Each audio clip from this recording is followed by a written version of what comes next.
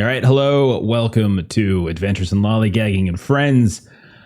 We are playing Goat Crashers tonight, which is an RPG about goats. I don't yet know much about our scenario, so I've added a couple different titles to the Twitch display. Space Goats, if we went the hedonistic space satellite.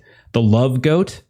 I don't know where that came from, but it just sounded fun. And then Baldur's Goat, because I'm trying to work the algorithm. But then I forgot to put it on the tag, so never mind. So anyhow, there's gonna be goats, and there's gonna be weirdness. So if you've been watching the past couple of weeks, we're just doing some random one shots just for fun, as we are in between longer games. And what better game to play than a game about goats? Currently, if you are in the Twitch chat and you've just arrived, check the poll, as I've dropped a poll with the five different options for settings where we're going to set up where this game's going to take place. One of them is 1920s Call of Cthulhu, and I appreciate that no one's voted for that yet. Definitely a good choice. Renaissance Venice, Jane Austen Ball, Sci-Fi Orbital Satellite. I didn't have enough room to put hedonistic satellite, but that's what it is. Or a wedding. So yeah, add in a vote. There's still a little time to do that. We're gonna make characters and stuff, and then by the time that's done, we'll know what we're doing. So, y'all ready? Y'all ready to make some characters? You guys good to go? Okay. So, the basic premise: you're goats, like literal, actual goats, and you want to go to a party. And we're gonna find out where that party is in a moment. But we're gonna figure out right now what type of goat you are, or like what you're good at. What your favorite thing to do is, and what you want to do at this party. So we're going to do this one at a time because it's more fun. Jeremy, roll us a d6. All right, so let me know what you get. 5. Jeremy, you're a satanic goat. Excuse me. You're a satanic goat. Okay. Yeah. Yeah, you are. You're a satanic goat. That means your skill. You know, we're gonna write this down. Is occultism. So anytime you do something during the game, we're going to try not to have repetition. We're not going to try to double up on stuff. Anytime you try to do something that involves occultism, you will get bonuses to your extra dice, extra d6s to your skill check. So nice. Give us another d6, Jeremy. Okay. Let's figure out what your favorite... A 3? Your favorite goat thing to do, Jeremy, is standing on top of stuff. So at any point throughout tonight's adventure, if you are standing on top of something, doing occult stuff, not only will you get bonus 2d6s for doing occult stuff, but you're going to get a bonus 2d6s for standing on top of stuff. So you add all that. I love it. Yeah, you're just going to stand on top of things. There you go. Yep. And then finally, this is actually, I forgot you guys need a d10 for this one. Roll a d10. All right, 9. And what do you want to do at the party, Jeremy? Well, you want to give a speech thanking the host. That's what you would like to do. All right. Do you got a name for your goat, Jeremy? I hear you have a name for your goat. I'm going to be playing Totes My Goats. Of course you are. Okay, Totes My Goats. All right, fantastic. Yes. So we've got Tote My Goats, the satanic goat who definitely likes standing on top of stuff and wants to give a speech thanking the host. Like the character writes itself. Yep. Bert, give us a d6. Let's figure out what you are. If you get a 5, reroll. And let us know what you get. I got a 6. All right. You are a fainting goat. Incidentally, this is my favorite kind of goat. You're a fainting goat, and your skill is fainting. So at any point, if you do anything that involves fainting, you get plus 2d6 to your skill check. Yeah, we should definitely go the Jane Austen Ball now. That would be perfect. Give us another d6 and re-roll if you get a 3. A 1. Okay, your favorite thing to do, Mr. Fainting Goat, is you like eating stuff or just tasting it. So anytime throughout the adventure in which you would like to eat something or taste something and it requires a skill check, you get a bonus 2d6s. And go ahead and give us a d10. I just have to say that the votes for Renaissance Venice and Jane Austen Ball are going crazy right now. There's like 164 to... I know. Wow. Yeah. A 1. Apparently... what'd you get there, Bert? What'd you get? A 1.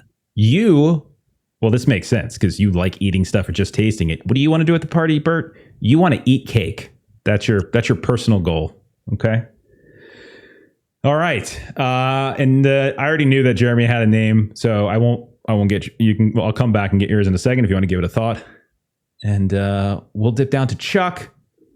Chuck, we already know your name, right? Isn't it Bleedus? Yep. Is that? Yep, It's Bleedus. Of course it is, as it should be. Of course it is. Go ahead and roll a d6. Well, again, we'll re-roll All right. if there's doubles. That is pick me. 1. Okay.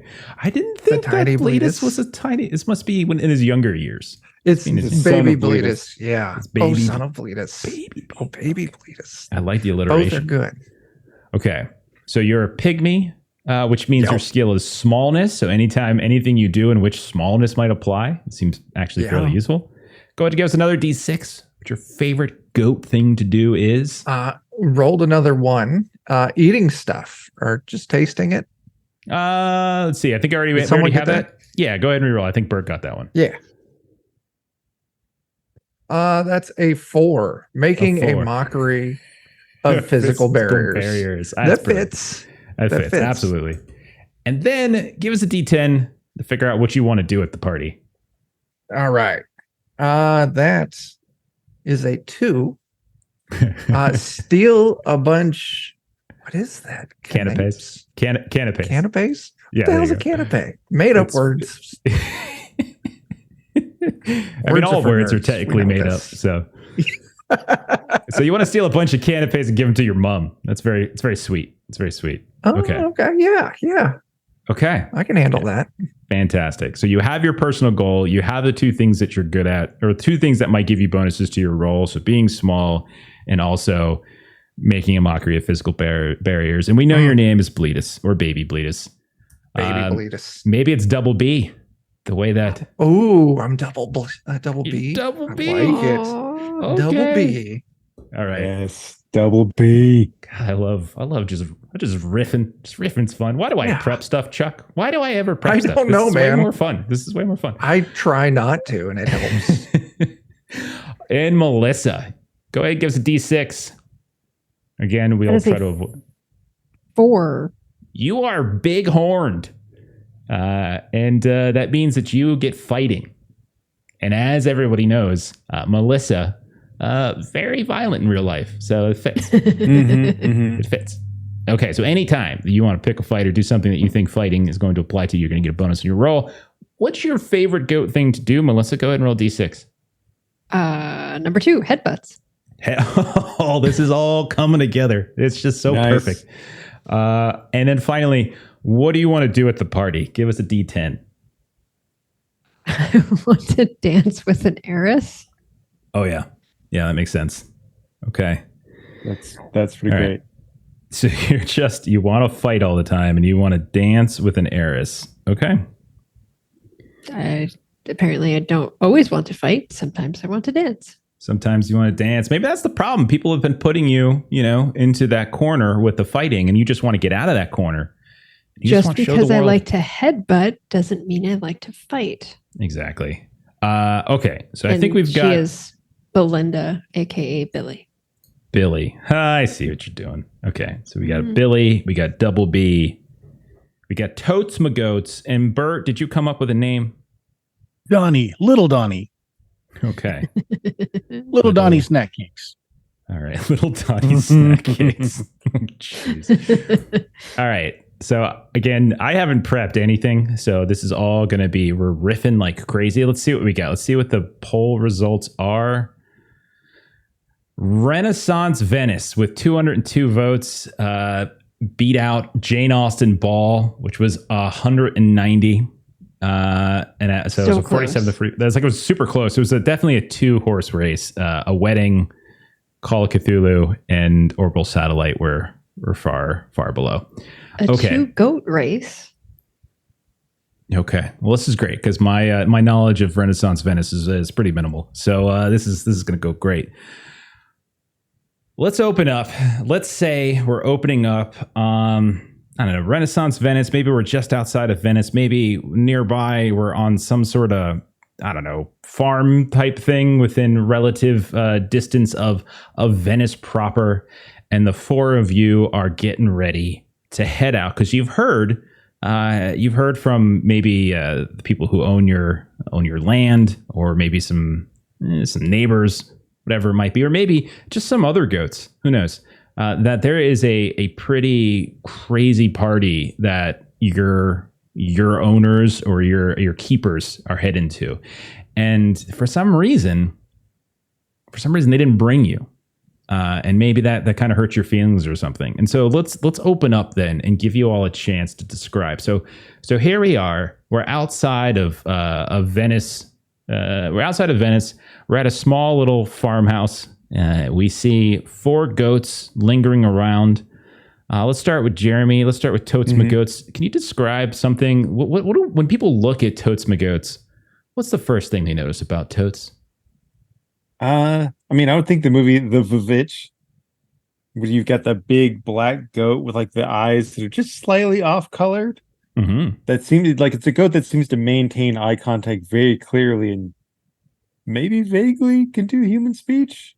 Okay. All right. Or at least not everybody hears it. Like he can make one person hear it at a time. Would we say that Totes is kind of creepy looking? Would we say like yes, absolutely. Okay. Like he's probably got 2 different colored eyes, I think. So as everyone is familiar with Totes, he has climbed atop the cottage itself, because that is just something Totes likes to do. And you are speaking down to everybody else who's on the ground, and you're kind of leading the argument about or the decision on how to get out of here and get into the party. So what is Totes McGoat's what's his idea for how to get out of this place and actually find where that party's being held? I know that the youngest daughter wants to go too. She wants to live deliciously. So I'm going to whisper down through the chimney. Do you want to go too, little girl? For a small price, just a small sacrifice. I can lead you there. Okay. I'm going to say that this is our first, this is going to be our first check. As our first obstacle is you all figuring out how the hell are you going to get from your cottage to the actual location of the party. And Totes is going to try to convince the youngest daughter to do it. So this is going to say, so I'm going to set this at a difficulty of, I don't know, let's do like 5. So we'll say a difficulty of 5. And once 5 is sort of figured out, you guys will have found a way. And so you're trying to convince this, this. So go ahead and let's give a roll. So you got a 2d6 by default. You've got 2d6 with the idea that you're kind of on top of something. This is what you're very good at. And then we can even say that you're kind of giving a speech because you're. Are you say you're giving it? Would you say you're giving a speech? Well, I was going to say for a small sacrifice. You know, you don't even like your brother's dog. Just pour some of that quicksilver in his bowl. Okay. And so inside the cottage, we see a cute young Venice kid. I don't know. Was she like 9, 8, something like that? And there she is. Some little kid that doesn't want to get left out. So I'm trying to convince her to kill her brother's dog. And so she's like sitting there and she's eating. She's doing whatever Venice people did during the Renaissance, wearing masks, getting sick, something like that. And her brother's kind of in the way, and he's, his dog, big hulking dog, slavering mouth, mastiff. So it's bigger than most of you all. Just kind of there laying around by the fire, pretty close. Like the slightest creak of the door is going to awaken this dog. And so you're trying to get little, I don't know, Maria, because it's Italy, to do this. So go ahead and give us that roll. Give us a roll. Okay. So basically look for things that are over 4 or higher. 4 or higher is what you're looking for. You have 4 of them. Okay. Yes. So you can, as you're kind of looking down, and we'll say as little Donnie is looking in the window, you can see that little Maria is thinking very, very hard about following Totes McGoat's decision. He's thinking about possibly going ahead, and she's like looking at the chimney Maria, as if she's being spoken to by God. She's looking down at the dog. She's looking at this vial of quicksilver that apparently her parents leave unattended on the kitchen counter. And she's thinking, maybe but as every time she reaches her hand over to grab that Quicksilver little Donnie, you can see it just sort of pulls back. It's just she's too nervous because that dog, you can see it like it kind of starts scratching its ear in some way, and it kind of looks like it's getting ready to wake up, and she just kind of chickens out. So little Donnie, first tell us what we see when we look at the window and we see little Donnie looking in to the cottage. And then secondly, how is little Donnie helping this situation? All right, so what does little Donnie see looking into the Yeah, what do we see when we look at little Donnie? Oh, well, so little Donnie has this pattern of it's like the spiral kind of Hitchcock bullseye sort of thing, alternating white and black patterns, and he's got 2 different colored eyes. Okay. that's what we see when we're like looking at the window and you're staring in and you see the effects of the speech that's coming down on this young girl. Like they're working, but she just hasn't quite worked up the courage, or she's just too scared the dog's going to wake up. So how does little Donnie want to help this and try to get the girl to sort of break free and actually show you guys how to get to the party? Okay. So let's see. So Donnie will go and kind of push the carriage man towards the house, because of course this is a well-to-do household. Of course they've got a carriage, right? Mm-hmm. So Donnie will start lovingly headbutting the carriage man into the area where the girl is. Okay, and so you get over to the kind of the carriage house. Like the parents, they've already gone to the party, but they went maybe with a neighboring carriage, and they left their own here, and so their driver's here. His name, we'll call him Louis. Is he's leaning back. He's drank a not inconsiderate number of wine, and all of a sudden, this goat kind of starts poking him. He's like, "Oh, Mamma mia! Do I need to? Where are we going? Where are we going?" And he kind of looks around, getting very confused. So go ahead. You're trying to sort of nudge him into the carriage, or nudge the carriage out into the open. Which one is it? Like nudge him towards the carriage, like so he needs to board the carriage as if he needs to take someone somewhere. Okay, so you're just kind of pushing. Like I'm him reminding him that someone needs to go somewhere. All right, give us 2d6. And what was your skill again? Nothing that applies, either fainting or licking things. Just give us 2d6. The danger has kicked up a touch. So I'm going to go ahead and roll on my end, which is like contested. And then I subtract from difficulties. So just 2d6. And you're looking for 4s or higher. Okay, so I got a 5. Okay, so 3 and a 5. A 3 and a 5. Okay, so you managed to get him. He's like, "Oh, John, so sorry." And he kind of gets up, and you can tell he's drunk. The smell of wine on his breath. He has no really idea. Like, at once, of course. And he kind of climbs up into the carriage, and he kind of gets everything ready to go. And you see the carriage start to roll out. There's some stupid-looking horse that's out in front that kind of pulls the carriage out into the front. And the rest of you can see inside. Maria is like eyeing it, looking, and she's like, Louis, please come help me. I can't get out. There is a dog in the way. my Italian side of the family It's perfect. is just horrified right now, absolutely horrified.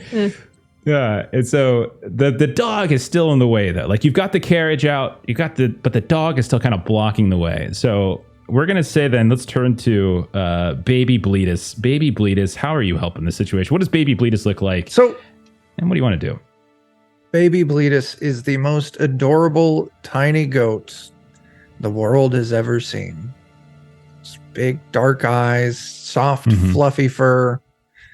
I mean, the world weeps when Baby Bleedus leaves the room.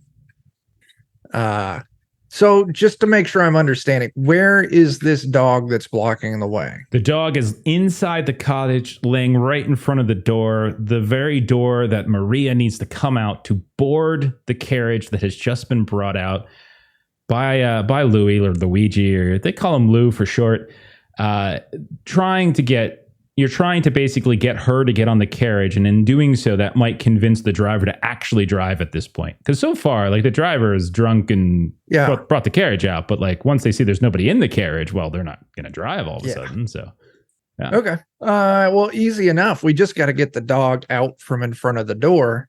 Sure. So I'm going to run around to the back of the cottage. Yeah. I'm going to hardcore parkour my way just right through a window to draw the dog's attention. That way she can get out through the door. Oh, that's amazing. So you, if I recall, you were a pygmy. You got smallness. What was your... You want to make a mockery of physical barriers? Yes, I do. Yes, I think this counts. Give us 4d6. Again, the chaos pool is ticking up a bit because there is some danger here. Let's see how... Oh, and I got one. I got a 6 because it's 4, 5, and 6 is the count. Yeah, 4, 5, and 6. 6. You only got... Did you get any 4s or 5s? I got a 1, 2, and 3, and a 6. I rolled a 4, 3, and 2 1s. So because I have a success, I essentially take away one of your successes. And so the 6 that you got. So you go barreling into this window. It crashes all over the place. The dog kind of looks up. And it's a very Italian dog. And it smells like wine. And it's looking around, and it's trying to. It's like it looks up, and like there's Maria. She's got the quicksilver in her hand, but she quickly puts it behind her back as if the dog's somehow going to know. And then the dog just kind of settles back in and begins to kind of lick its face, just kind of getting what looks like some crusty dried wine that happened on its whiskers, as if it maybe didn't hear the crash in the back, as if it just kind of woke up and maybe it thought it was a bad dream. Yeah. Which will bring us over then to Billy. Billy, your nincompoop friends. You've got one of them up trying to convince a young girl to murder a dog. You got another that's trying to convince a drunk carriage driver to drive you all in. And you got another that just jumped through a window. What does Billy look like, and how does Billy make sure to get you all onto this carriage and to that party?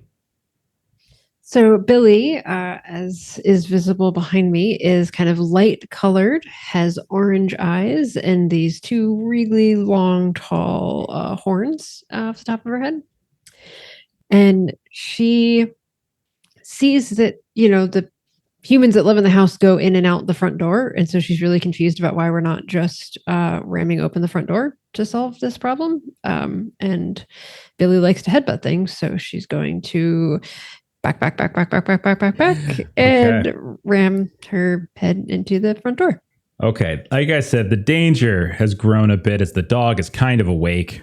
Go ahead, give us a roll. 2d6s for the action, 2d6 for the headbutt, 2d6 because I think fighting would probably apply. So give us 66s. And let us know how many 4s and above. You just need one more success, actually. One more total, and we're good to go. 1, 5, and 2 6s. All right, that'll do. I actually did get 2 6s, a 6 and a 5 on my part, but 1 is all you really needed. So I take away 2 of your successes, but 1 is still enough. And so we watch as Billy rears back, runs right towards the door, headbutts the door. From the inside, we watch it fall over, and we see the dog trying to lick the crust of the wine off its crust, and then the door just falls on it, cocks it right in the head, and you just hear like a big knock, and it falls down. And the dog, of course, is fine because it's a dog. I would never do something like that. However, the dog has been knocked out completely. And so you just hear... And Maria on the inside is very happy to see Billy. I'm going to say that Billy is probably... Billy is definitely Maria's favorite, right? As she comes running in, runs over, and she kind of grabs you by the horns and kind of moves them around a little bit. And then she says, "Mamma mia, let's go get on the carriage. We go to the party." So Billy kind of kind of does the thing where you kind of like a horse drops, kind of the front paws down so that Maria can kind of climb up on her back. Yeah, and she absolutely does. And she's like, "Oh, Billy, I'm so happy. We're going to a party. Onward, onward," and kind of starts whacking you in the back. And when she comes up, you hear Luigi. He's like, "Oh, little miss, are you going? Your parents left you. Why did they leave you behind? We'll bring you. You bring you." And so he kind of takes a weird look at Billy. "Are you sure you want to bring the goat?" And she's like, "Oh, yes, it's my favorite goat. My favorite goat." And like, "Well, okay, if you say so." And then we watch as Billy and being ridden by this little girl climb into the back seat of the carriage, while the rest of you find ways to clamber onto the carriage here or there, whether it's on the very top, maybe one of you is Jump sitting off next. the roof onto the top. You're just right on top, so you're right there. You're definitely doing the Teen Wolf thing the whole way. Little Donnie or Bleedish just hops into the side, right, like into the side seat, gets shotgun next to the carriage driver, who's so drunk, has no idea. Just think, "Oh, little Joey's coming along too. Oh, it's wonderful, wonderful." We'll say that's Maria's brother. And so you guys get on the carriage, and because the carriage driver knows where he's going, because Maria, you all travel from these farmlands outside Venice. We start weaving through these undulating streets, these cobblestone streets. We see canals, we see gondolas, we see people dressed in great finery. The sun is going down at this point. It's getting near nighttime. Great festivities, music. Also, a lot of people like really super sick on the ground here and there, but you're not really paying attention to that at all. Who cares? Perhaps your carriage driver even runs over a few, and you find yourselves at this beautiful villa overlooking the water. You see the sun going down in the west. It's kind of casting over it. You see this line of carriages that, much like your own, is being waited to be kind of waited on, like someone's kind of coming and letting people down. And you can see folks are being escorted up this really grandiose outside staircase through all these different hedges, where you can see there's this beautiful lighting. You hear music coming wafting down from the villa. You see all manner of people dressed up in the greatest of finery. And you see that slowly but surely your carriage is getting closer and closer. And it would dawn on you all that perhaps some of the people at this party might look askance at opening the door to a carriage and letting 4 goats out. So I'm going to turn it over to you. What are you? You're here, you're at the premises, but you're not necessarily inside the party yet. What do you guys want to do? How do you want to handle this? Well, obviously, it's because we're not properly dressed. We need to raid the coat check area for the proper attire. Okay. So we see little Donnie hop out from the carriage before it gets to the drop-off point and starts sneaking away through the hedgerows. So whenever you guys are sneaky, when you do something kind of sneaky, the danger kind of lowers. Like the more brash you are, the danger grows. The sneaker you are, the danger lessens. So we see little Donnie jump off, calls out, going to find disguises. What are the 3 of you doing? Go ahead. So, and it's totally up to Double B if you are interested in this or not. But Billy's suggestion to you would be that maybe Maria could just carry you in because you're just so small and cute. I look like a stuffed animal. That is genius. I will go and leap into Maria's arms. Okay. Does Maria like you think? I really hope so. But if I have to say that, the answer is probably no. No. I think she kind of likes you, not as much as she likes Maria.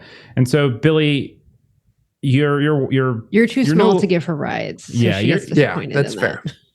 So Maria gets out of the carriage, and there is a very large and very distinguishedly dressed servant that is kind of helping her down, chiding her because she actually didn't get dressed up. And so she's wearing just basically farmhand type clothing where everyone else is wearing these glorious gowns, and it's a masquerade ball. They have these fancy masks and things like that. But, she's, covered in mud and shit and that kind of stuff. And so she's hopping down, and then you hear the men like, no, what is this? You can't come in here like that. What is wrong with you? You look terrible. You cannot come in here. You cannot come in here. And then here comes little Donnie, or not little Donnie, excuse me. Here comes Double B. Who leaps up into her arms. She grabs like, oh, my baby bee. Oh, you're so pretty. Look how pretty he is. Come on, no, can't I get in? How about just this one time? And he's kind of looking. We have enough food. Cutest look in the world. He's like, wow, we we have enough food, but I suppose the butcher wouldn't mind another piece of meat to cook. Okay, listen, little girl, you bring the little goat. Okay, I can't keep doing this accent. You bring the little goat to the kitchen, and the butcher will slaughter it, and then we'll let you inside. And then Maria is like, oh, very good, grazie. I didn't like this goat anyway. And then she starts running up with like Double B, like a football in her hands, and she's got a tight grip on you, and she's running towards the kitchens to get Double B slaughtered. Like, is it close enough that I could escape like from her grip to get to the party? I mean, or like, am I not through maybe. the gate? Or maybe. Okay, I bite her. We'll check back on you in a second, because I want to see. Okay. Yeah, we'll check. We'll have a chance. Don't worry. We'll check in on Totes. Totes, what are you doing? You see little Donnie run off, sneak off by himself. You see Double B hop into the arms of Maria. You hear something about Double B getting slaughtered, and she starts running off to the kitchens to get Double B slaughtered. What about you? So, yeah, obviously, I don't really know the appropriate setting for this time and place, but I'm assuming at this gate there might be a chance you kind of have those like the little metal things jutting out where you have the flame or the torch going to give light, like a lantern or whatever. We'll say there are plenty of lanterns. Sure, yeah. Okay. Whatever it is that you just said you wanted, there are a couple of those things. All right. Obviously, I want to stand on the highest place possible, so I go doing my best to nimbly-bimbly work up there. Then we're going to chant some horrible things under my breath, and try to yank it back and forth and toss it onto the carriage to set a great fire for a distraction. Okay.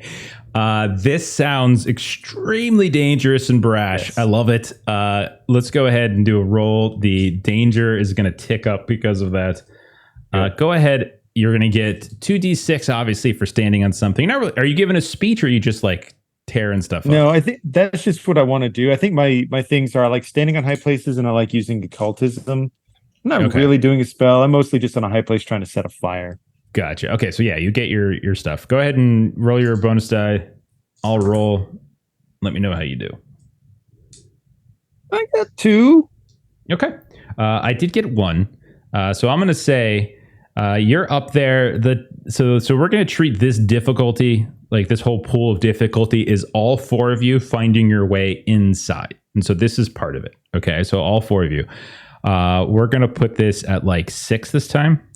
I did roll 1-4, so I'm going to take one of yours away. And so as you climb up and you start tearing around, you hear, "Hey, you a goat! What are you doing up there? Why are you doing that?" And then they kind of turn around like, "Barlow, please go fetch me the gun thingy, whatever it's called. The one with the long barrel, so I can shoot the thing off the top." That's what he said. Let go, hurry. And so you can see, bring like, me a gun. Someone's going to fetch a weapon to shoot you down from where you're at. And then we'll turn to Billy. Billy, you've killed Baby B. What do you want to do? Yeah, that did not go as expected, like at all. So Billy is going to check in with little Donnie, because Billy is going to need like a big old top hat to cover these horns. So she's gonna kind of poke around the corner and see what Donnie's been up to. Okay, so we'll say able to find some little Donnie and Billy. You two have run up and through some of the hedgerows and things, staying to the shadows as best you can. And you can see that much of this villa the doors are wide open. It's like the weather is beautiful and brilliant. Like nothing's really closed. People are coming and going. You can definitely tell that there is certainly a crowd. There's people lingering outside. They're drinking wine and they're eating various small things with their fingers and such. And they're wearing all these different these different costumes of some kind, but they're masquerade style, just like basic coverings of their face.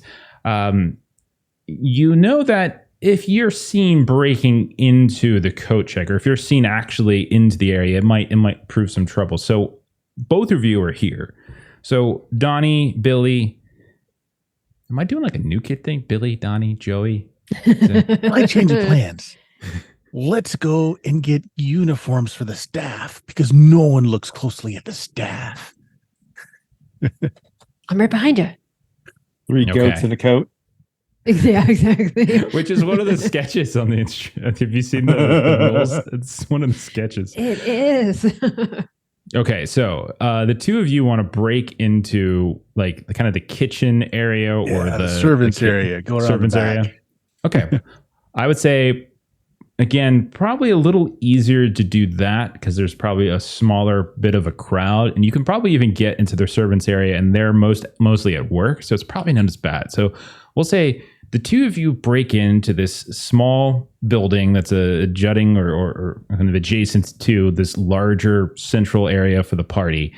And you can see that it's not just a servants area for like tonight. It's just like this is where the servants live. So you can see like, you know, we can see various beds, foot lockers, things like that. You can see tubs for washing. You can see has a very dank smell in here. Like people who work quite frequently come and sleep here. But the two of you will say break in here. You said you're looking for uniforms. Is that right? Yeah. Okay. Let's see. And a big tall hat. A big tall hat. Okay. You find something that you think are uniforms. It definitely looks like dark clothing. It certainly doesn't look like, you know, farmhouse clothing, but it looks like, you know, it looks like decent clothing. And then you're looking for a big hat. Okay. You do, in fact, find both of these things. The hat, however, is not as impressive as you probably would have hoped. It does seem a little dirty. This does seem like the type of hat somebody wears out in a field to keep the shade out of their face, as opposed to like this flamboyant hat that someone might wear to an extravagant, ball or, you know, something like that. So you do have a costume ready to go, the two of you. I don't know how I'm going to convince an heiress to dance with me in this, though. I need to think about that. Oh, this is just to get you in. Once you're in there, you can find another plan. But this is definitely going to give me cake. All right. Okay. In we go. So you're stacking up and you're within the uniform. Okay. Who's the bottom? Who's the top? I'll be the bottom. Okay. That way, when All I right. faint, it'll be hilarious.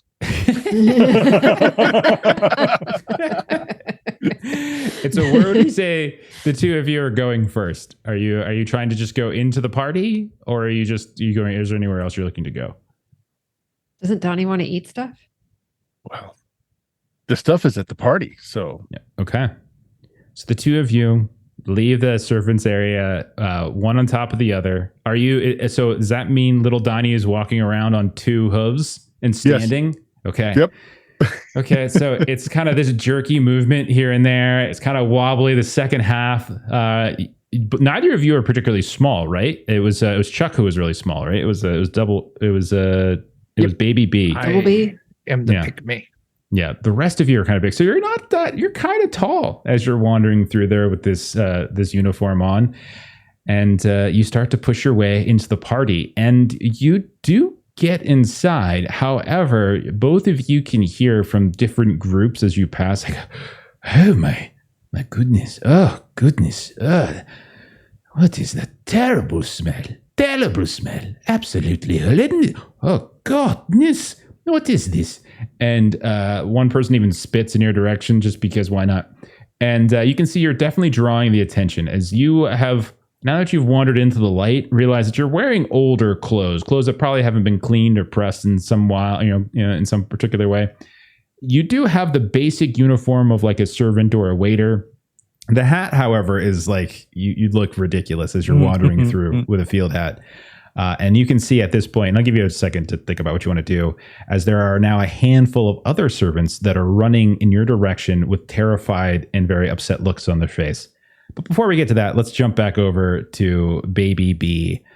Baby B, Maria is carrying you, and she's holding on you tight, and she's kind of running into the direction. I'm sorry, Baby B. I'm sorry. I'm so sorry. But I want to go to the party. I don't really like you, and I want to turn you into tiny little chops.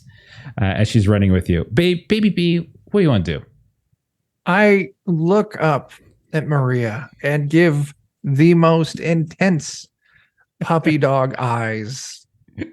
Just I want her to feel bad in multiple ways, as I then bite her on the cheek. Okay.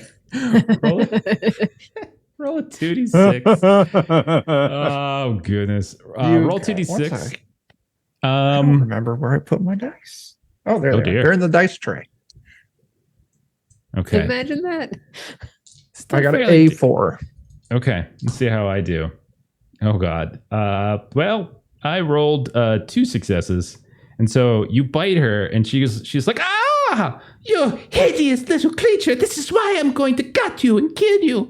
And then she knocks on the door because you try to squirm out, and she's bleeding from her arm. And you see this big, heavy-set dude with a mustache because, and he's like, oh, what have you brought me? Oh, a baby goat. Oh, very nice. Oh, I could make something special just for you. And she's like, her eyes light up at this. Oh, good. He just bit me. I wanted to bite him back, but I don't want to do it now because he's so dirty.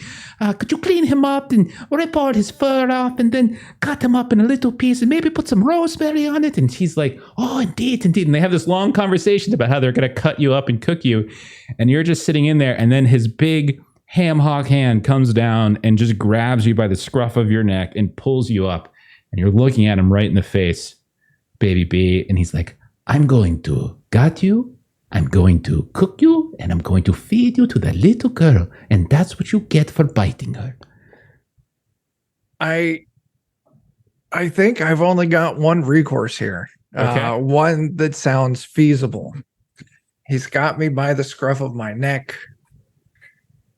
He's looking at me face to face. Yeah, I just kind of, do a crunch to adjust my trajectory. Okay.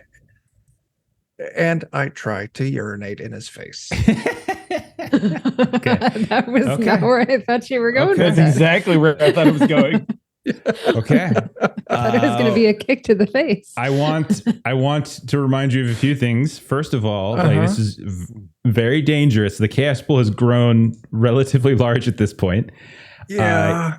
You're probably still only rolling 2d6s. Is that correct? Yeah. So the chaos pool is up right now to 6d6s. So you're rolling 2d6s versus my 6. You can always party hard once per session, which means you get all 6 of these d6s, add them to your roll, and this effectively ensures that you're going to be successful, unless you have like Dan luck with the dice. I'm going to party hard. Yeah, that's what I figured you would. Okay. Yeah. So roll 8 d6s and let me know how many successes you have. Got to get more d6s. Oh, goodness. Yeah, Hammer definitely the butcher's going to say, oh, mamma mia. Why isn't there a father like father Thea? That's stupid. That sounds dumb. Why did I say that? Sorry, guys. You answered your own question. That's why. Sounds terrible. All right. I got 4 successes. 4 successes. Okay, so 4 successes is basically enough. We're going to have to. It's got one. We have one left in the difficulty to get everybody into the party. At this point, we've got 2 people in the party already. As he's like kind of laughing at you, ha ha ha ha ha, you stupid little baby goat, I'm going to eat you. And then all of a sudden, as he's laughing, you just like, and because you party hard, it's not just like this little tiny dribbly stream. It is like a freaking fire hose just erupts. A hydrant has burst, and he's just like, oh no. But he's like constantly turning his head back and forth. His mouth is open and wide, and he's just getting coated in it. And you can see Maria is on the ground crying, no, why is this happening? And just goat urine everywhere. And somehow you get smaller, because you've deflated a little bit. I deflate. Yeah. And in that whole process of you pissing in this guy's face, he of course drops you, and he just like falls to the ground. He's kind of covering his eyes, like, my eyes, it burns. It burns. And at this point, you are free from both Maria and the chef to go where you please. And where would you like to go? I am going to try and sneak to the party. I still need to get canapes. Yeah, you are small enough. There's enough of the distraction with the 2 of them. I think you can sneak out of here and kind of get to the fringe of the party. Sure. So we'll see. You have made it as well. Let's cut back right. then to Totes. Totes, last we saw you, you were climbed up on top. You were trying to like, I don't know, some sort of distraction of a kind of get the fire going. And one of the servants here called for a gun. And you can see at this point someone's running back with this contraption. What do you want to do, Totes? You don't even see any of your friends anymore. Good. Bring the gun. Bring it. I climb up higher and I find a bird's nest with eggs, and I stomp my feet in the eggs, and then I carefully place my hooves upon the outer edge of the gate, and I make the yellow sign. Have you gentlemen seen the king in yellow? Gains upon his glory and go mad.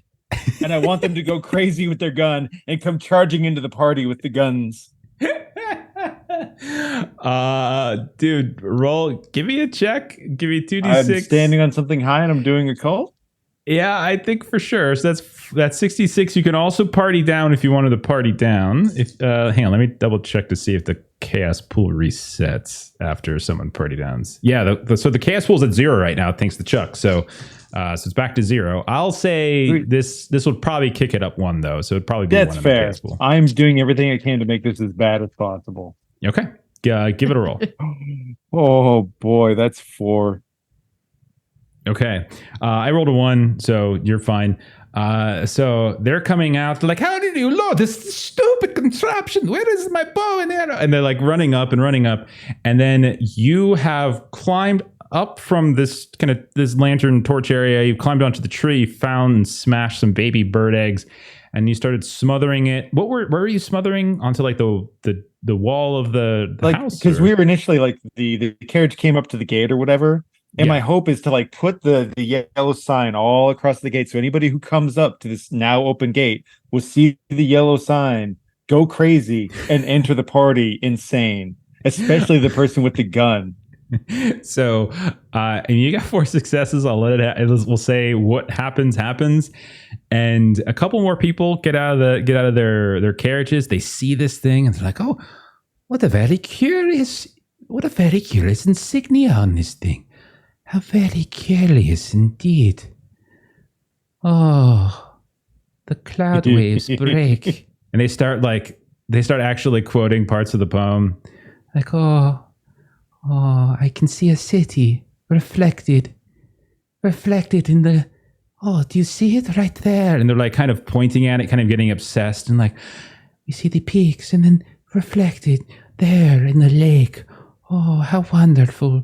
And then someone kind of gets out of a carriage right as they're doing it, and perfect timing, and they're draped in this beautiful golden cloak with this golden mask, and they look back, and it could just be, coincidence, but they look back and they're like, oh, your majesty, the majesty, the glory.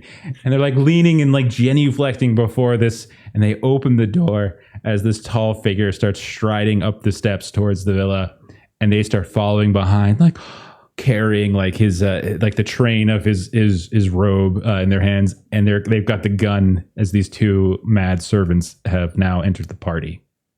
Yeah. So at this point, let's reset a touch. We've got inside the villa, we'll say there's a couple hundred folks, maybe 200 folks milling about here and there, most of them around this kind of central building, but some of them spilling out into terraces and other places, all of which have some sort of mask and flamboyant gear on. Obviously, there are some servants that are weaving in, but even those have like really generic looking masks as well to sort of fit in. A few of them now are chasing towards where little Donnie, the base, and Billy, the top, are walking with a farmer's hat on their head and dirty clothes into this party. We also see in this tiny little corner in the far back, we see a little beautiful, cute little pygmy goat sneaking out from a vent, coming from one of the kitchens. We hear the sound of someone screaming about getting pissed on, which is probably not too uncommon at these types of places. And we see the pygmy boat coming in, and then the door opens and everyone turns as this tall, yellow, regal figure comes in, being followed by these 2 other folks that are kind of carrying the train of his robe, and sneaking in behind we see old Totes McGoats just in the shadows behind the king in yellow, maybe? I'm going to turn it back over to you all. Now, what would everybody like to do? One of you go first. You made this mess. I'm sneaking in all quiet like. Donnie's the bottom, so Belinda's going wherever Donnie goes. Yeah, it's true. Okay, so we'll start with you guys then. So like you do see, Billy, that there are some of these other servants that are dressed similar to you, but better. And they're looking at you and they're racing at you as you've heard some of these other fancy guests have been complaining about your scent, your odor, etc. And they're like kind of closing in on you. So what would the two of you like to do? Well, Donnie can't see a thing. So he's being directed by his nose heading for cake. Absolutely. And you do smell cake. There is the amount of delicious scents in here is probably overwhelming to all of your senses. Like you all have a nice farmland. Like you have one. It's not like you're treated poorly or terribly, but this place is just this smorgasbord of amazing scents and sounds. You can hear music being played as well. So like your senses are just on overload right now. But you can see Donnie just like bumping into people left and right. Excuse me, what is wrong with you? So rude. And you hear the sound of a glass or a goblet falling to the ground as like you bump into people here and there as you guys are wobbling. Billy, how are you doing? You can see you're kind of being chased. Yeah. So Billy, I imagine, knew that Donnie was looking for kind of something sweet to nibble on. So like she's gonna try her best to like grab stuff off the table to put down in the pockets. Like, no, she's gonna try to grab a tray like on her head. Okay. So you're gonna try to like, she's good at headbutting things, so she wants to try to get under a tray of cake and make off with it. Okay. Go ahead. Let's do a test for this one. We'll do 2d6. The danger's now up to, we're going to call it 2. Okay. We'll say you get your 2d6s for normal, 2d6s because you said you're using your headbutting. Is that right? Yes, please. Okay. So yeah, roll 4d6s versus my 2. Let me know how you do. 2 4s. Okay. So you all, those of you who can see into this party area, this central party area, you can see that there is a stumbling, relatively drunk and difficult dirtily clad servant that is like stumbling around this buffet table and trying to lean down and lift up and pick a tray. And it's like getting it halfway up, and then it falls and clatters. And then you hear people gasp like, "Oh, what is wrong with you? What kind of party? Fernando, what kind of party are you having here? This is absolutely terrible. Look at this one. Oh, it's filth and stink." And you're just continuing to, it takes a little time, but eventually you do get part of a tray of cake on your head. It's fallen a few times and half of cake has fallen off. But now, in addition to having the crazy hat in your head, you now have a tray of like fallen over cake on top of your head as well. Let's go to the garden. Let's go to the garden. Okay, and so Donnie immediately does an about face, and the two of you are trying to run and beeline to the garden. Meanwhile, what about old Totes and Double B? What are the two of you doing? Well, I'm at the edge. I need to steal some pigs in a blanket to take home to my mother. Okay. I don't have hands to carry them home, so I need to get something to carry it. That's true. So I need to steal somebody's like purse or handbag. Okay. So I will look around to see if I can, from my cover, like hiding in the bushes, under tables with tablecloths, trying to find a bag that I can take and empty out. You're being stealthy about it, so I'm going to lower the difficulty, but I'm still going to say, because you're so small, you're still trying to steal something. We'll put this at like a 3 difficulty. So you're trying to steal a bag. have like all these different. I feel like there's a lot of clocks going on. Someone's like blazing the dark clocks where I'm like kind of tracking things. Right. Okay, so 2d6 base, 2d6 for being small because I think that'll help you as well. And then I'm not really nothing with like physical doing barriers. anything with physical barriers. Yeah. Go ahead and roll 4d6 right. then. All right. Nothing on my end, so straight up whatever 2 you roll. successes on my side. All right, you try a few times, but you reach up, you grab something which you think is a bag, only to realize that it's just a poofy part of someone's outfit, and you're like, "Oh, what is this? Oh, the cockroach! Oh, what is this?" And they look down, and they kind of swat you away, and you kind of run off to a different place, and you poke up again, and someone kind of swats at you one more time, and eventually, you do notice that there is this one woman in this like kind of dark black gown. She has this long, almost like a what's it called? Like a plague mask almost on, and she's carrying around what looks like this beautiful silver bag that's kind of hanging, and you manage to kind of sneak up. You've got it all locked up, but right as you go to do it, she looks down, almost as if she knew you were coming, and like you're hiding there in the shadows. And you can see her looking down. She's got almost like a wand in one hand, and she has like a glass in the other. And she's just staring into the shadows. And you think for a second, maybe, that she sees you. How do you want to handle that? You didn't quite get there. So you need 3, so you're at 2. How do you want to adjust your approach? So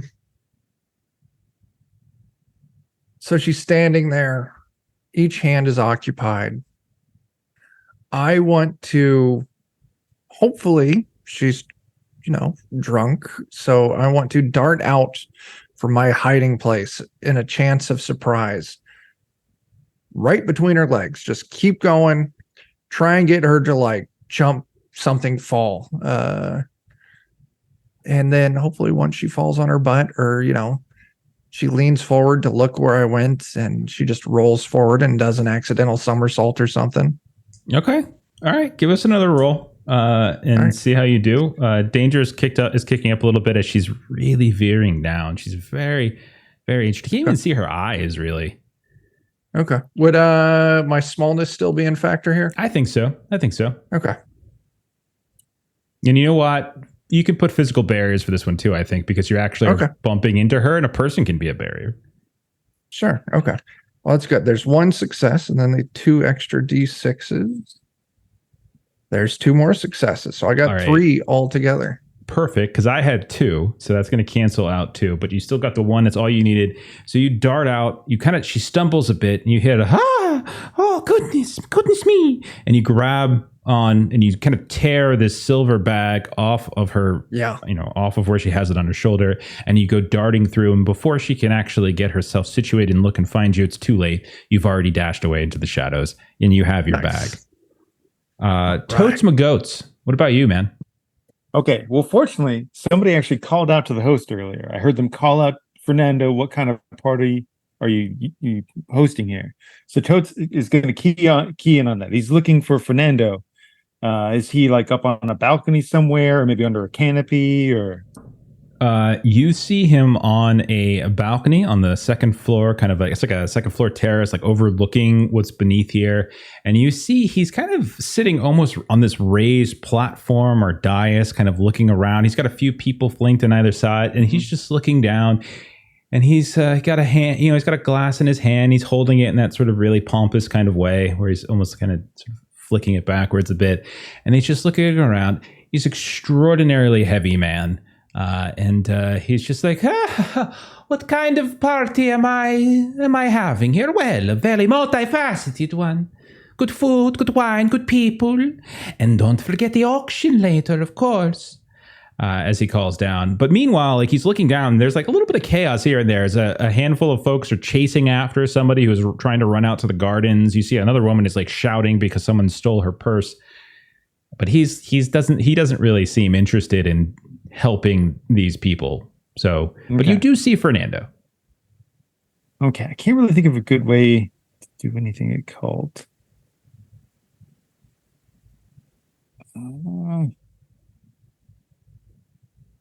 I think like maybe there'd be fun like if there's those like like those ridiculous hanging tapestries or whatever. think, Sure, like, yeah. I would say that makes sense. Yeah, for sure. There's plenty of those. Basically climb behind one of those and kind of like be biting into it, climbing over his feet, biting Mhm. up again, basically like doing goat climbing up the side. You're just trying to and climb get up to the. Okay, yeah. I think you can probably just do this. I don't think you really need to do a roll with this one. Okay. As I think you're a goat. Goats are good at climbing, and I think you're able to do that. There is some chaos going on the floor, so I don't think anyone is necessarily going to see you do it. And you just kind of happen to time it well between the king in yellow showing and your fellow goats causing some chaos. And you climb up to that second terrace level, and you can see there's plenty of people up here as well. Very odd smells up here. A lot of smoke. What do you want to do? Good. If I haven't been seen yet, then what I want to do is pull in that fabric, and I'm going to start chewing away at it to try and chew it such that I can redrop it, and I'll have like the giant pentagram symbol. So I'm setting up to have like the giant satanic symbol ready to drop down. Sure. I don't think this is too difficult for you. It's just more of a speed thing. We'll make it a difficulty of 3. Okay. There is the danger of you being discovered up here. Obviously, you can do your occult. You can add that. So go ahead and give that a roll. Okay. Oh my God, that's a terrible roll. Nothing from me. So whatever you get is what you get. 2. Okay.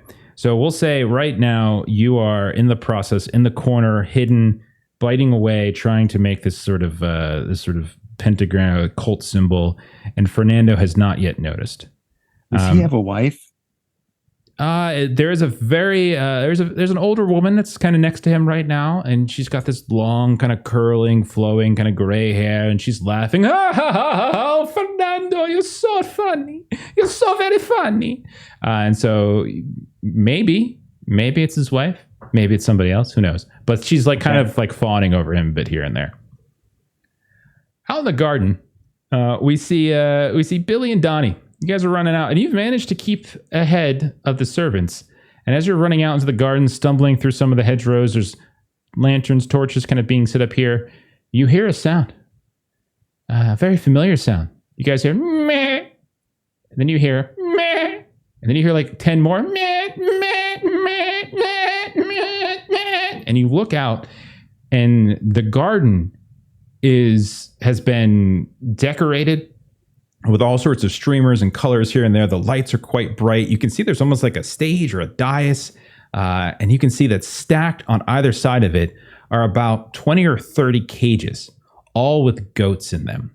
And you can see that there are rows of chairs set in front of the dais itself where people are kind of sitting. And there is some man with a very large gavel.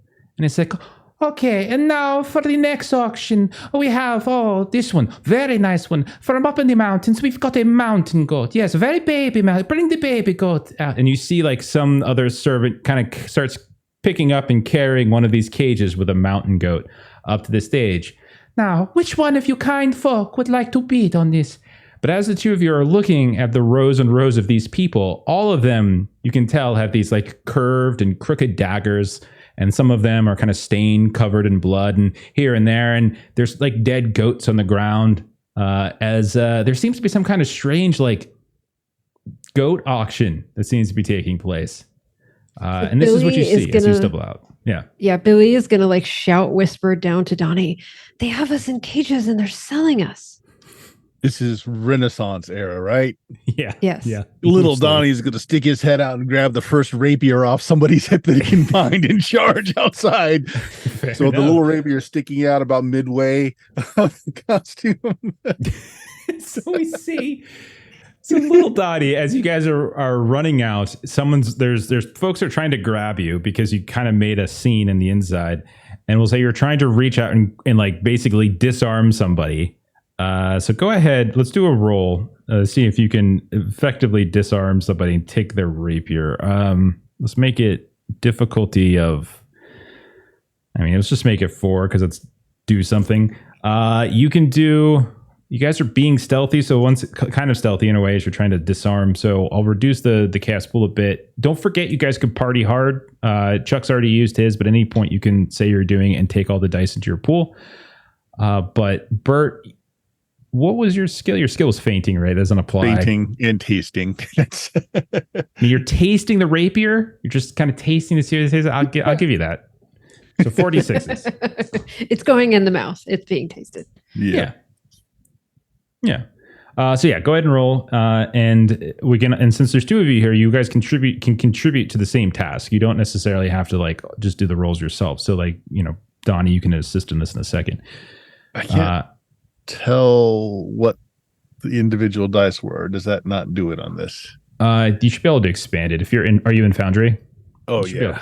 Yeah, just expand it. Let's see. You've got wow. Oh, there it is. So 2 6s, 2 5s. Well, wow. Donnie, you don't need to do anything because I rolled a single 4, which would have taken away one of your successes. Actually, no, you do need to do something because Donnie, how are you helping? Because you see at this point, the two of you have stumbled out. You've gotten behind one of these guards that just so happened to be guarding one of the entrances to this goat auction area. And you can feel that Donnie below you has kind of stumbled a bit, has stopped, and you can hear the sound of his teeth crunching onto metal. The servant guy is in the process of turning around to do something. What would you like to do, Donnie, to help this situation? Oh well, I've got the rapier in my mouth. I'm now, sorry, right? I'm sorry, Billy. I keep getting Billy and okay. Donnie. Yeah, Billy, what are you doing to help us? Well, I mean, I got these cakes for Donnie to eat them, but since Donnie doesn't seem like he's going to eat them right now, the tray with cakes is going to go flying as a bit of a distraction. So, because there's like a metal tray underneath the cakes. So I imagine that's just getting like tossed towards kind of the nearest person. Okay. Well, the guy that you're trying to sort of steal this rapier from. So go ahead and roll 46, maybe actually 66, because we can call this a headbutting as you're headbutting him with the plate, calling it fighting, and then just your base 2d6. So that's 1 6 on my first roll, and 2 4s on my second roll. Okay. I So only had 3 one success, successes. so reduce it. So the two of you are able to effectively come up. Donnie is trying to pull the guy's rapier off. You essentially headbutt him sort of with the plate and smash the cake into his face. As he turns around, he's like, "Mamma mia!" As suddenly there's a bunch of cake in his face, and he stumbles into the hedges and falls down. And because there's something in his face, whether it's cake or urine, he's out for the moment. But Donnie, you do have a rapier in your teeth at this point. We will cut back briefly to Billy B. You grabbed your bag. There's not Billy B. Baby B. His name's driving me nuts. Baby B. You've got the bag. Yeah. This woman is yelling, but she doesn't seem to be following you. There seems to be a bit of a situation going on outside. What do you want to do? I hear the situation and I feel bad for him, but I'm here to do a job. Of course. After I get my pigs in the blanket, then I will be there to help them. Okay. So I am going to sneak table to table until I get to the finger food table or whatever it is. Okay. And I'm just going to, pull that tablecloth hard and fast to try and get these things into a spot where I can easily reach them. All right. I love that idea of pulling the tablecloth. Go ahead and give us a roll. Sure. Yeah. I don't know if smallness necessarily helps you here. I don't think so.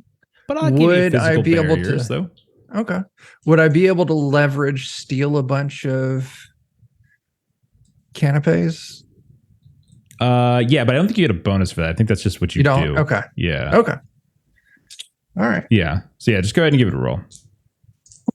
You're doing this kind of sneakily too, so we'll keep the chaos pool a little bit down. 4 successes. All My successes. goodness, you managed to yank this tablecloth. Everything falls off onto the ground. People get up at this point. Oh my goodness, I don't want to eat this at all. I will not eat food off the ground. Not why I'm at a party. What's wrong with you, Fernando? What kind of party are you running here? This is absolutely terrible, absolutely atrocious. I've been to such better parties. And people kind of get up and start wandering around, but there's food all on the ground for you. And you're able to pick it up, put it in, pick it up, put it in. It takes a little time. And Yeah. a few times someone comes past you like, what is this? Why is there a cockroach in here? What is wrong with you? I don't know. They're drunk. Okay. And then I understand. we're gonna go up to the second level where near Fernando we've got Totes Magos who's been trying to bite a pattern, an occult pattern into this tapestry. Go ahead and give us another roll. You were pretty close before. Yeah, I've got an idea for what my speech is going to be as soon as I finish that. Sounds great. Okay, so I got 3. That's plenty, as you have managed to bite almost like you're doing the classic fold to paper and like cut into the sides type of things. And when you unfurl it, and do you drop it do you drop it down to the ground? I'm waiting until I do my speech. I'm poising up right on the edge, ready to drop it. And then okay. Well, what do? You tell us what you do now. Dear Fernando, I want to thank you for bringing all of your fancy, over-glorified apes in the midst of my brethren, your betters that you would subjugate. And then he'll drop the tapestry. Brothers and sisters, look upon the sign of your true father. Fill your hearts with the flame of the damned. Rise with greater strength. Break free of your shackles and eat the flesh of man. I would like to party hard. Okay. Yeah. So, are you trying to convince? I want to instigate a riot. I want these goats to like. Yeah. Do you want the goats to riot? Because the goats are outside. So like the people in here. I thought they'd been brought in. Like that's my bad. That's all right. Well, we can say. We could say that you're on a balcony that. Or maybe there's overlooks some of the dead goats already here.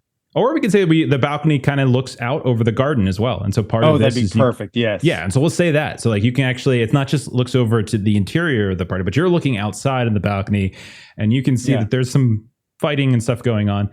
And as standing you throw up it down, high, trying to use occultism to infuse them with hellish power. Okay. So roll all of yours and then roll another 5d6s. So that's a total of 11 d6s. And let me know how many you get. Wow. Oh my God. I'm trying to look. There's a list of like potential difficulties in here, but none of them says incite riot. Incite riot. I don't see. No. See that. 8? Okay.